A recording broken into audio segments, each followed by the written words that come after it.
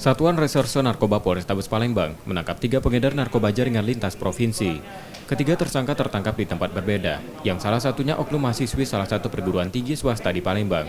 Dari penangkapan itu, polisi menyita sabu-sabu seberat 305,42 gram.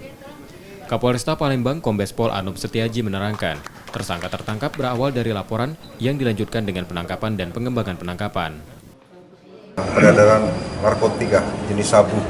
Ini informasi dari masyarakat yang dikembangkan terhadap satu pelaku. Kemudian dari satu pelaku kami kembangkan menjadi bertambah 2 pelakunya. Semuanya ditangkap di Kota Palembang.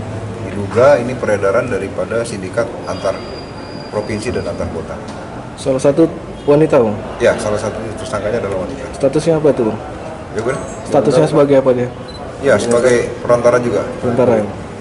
Diduga ini adalah bagian daripada bandarnya.